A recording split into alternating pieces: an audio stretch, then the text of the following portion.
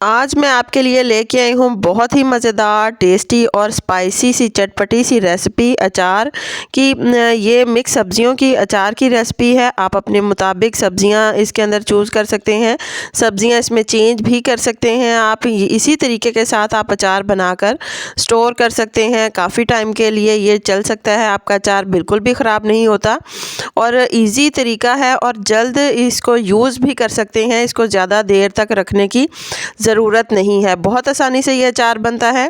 अस्सलाम वालेकुम व्यूवर्स, खुश रहें, आबाद रहें। चलें जी, आज हम अपनी रेसिपी स्टार्ट करते हैं। सबसे पहले मैंने यहाँ पर ली है गाजर, मूली और इसके साथ मैंने लिया है लीमू और सब्ज़ मिर्च।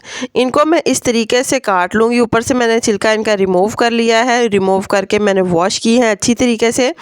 इस साइज़ की मैं गाजर और मूली मैं इस साइज़ में काट लूँगी और लीमू जो है वो मैं दरमियान से इसके 2 पीस करूँगी। गाजर का जो अंदर का ये जो येलो पार्ट है इसको हम कर लेंगे रिमूव।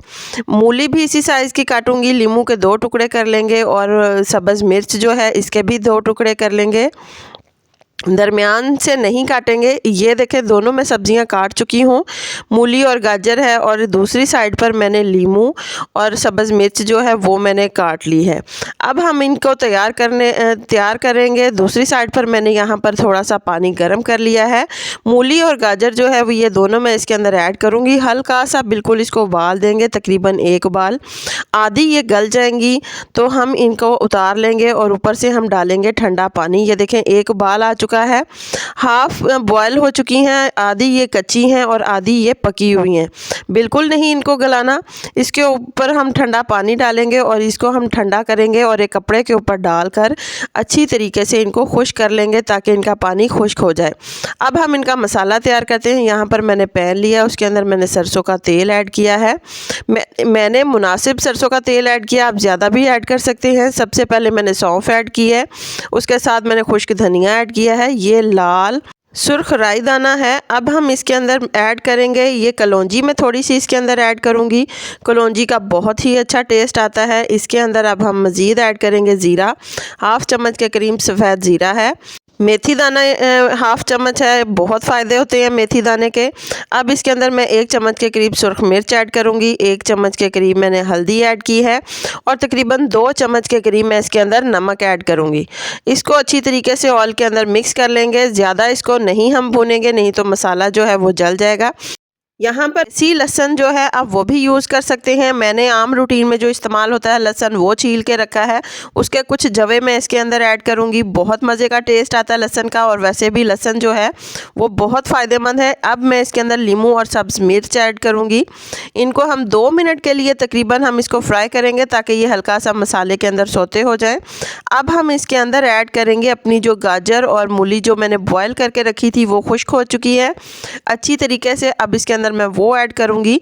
ये देखिए, यहाँ पर मैं इसके अंदर वो ऐड कर रही हूँ। इसको मैं मिक्स करूँगी और यहाँ पर फ्लेम हमारा बहुत ज़्यादा स्लो है। ज़्यादा फ्लेम पर इसको कुक नहीं करेंगे, बिल्कुल हल्का सा फ्लेम करेंगे और 2 सेकंड या 3 सेकंड के बाद हम अपना फ्लेम कर देंगे बंद, क्योंकि ये सारी सब्जियां तो वैसे ही पकी हुई हैं।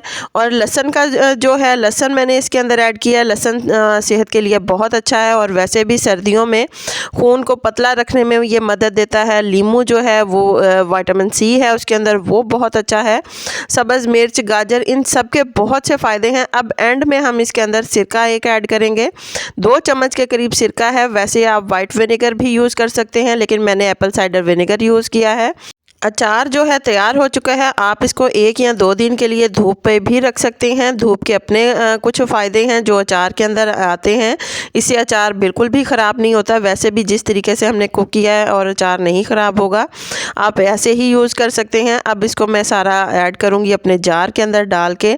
अब हम इसको यूज़ कर सकते हैं। बिल्कुल बेहतरीन सा स्पाइसी खट्टा अचार तैयार हो चुका है। आप नाश्ते के साथ यूज़ कर सकते हैं, दोपहर के लंच या रात के डिनर के साथ, जैसे आप चाहें आप वैसे इसको यूज़ कर सकते हैं। बहुत मज़ेदार, बहुत ही टेस्टी ये अचार तैयार होता है।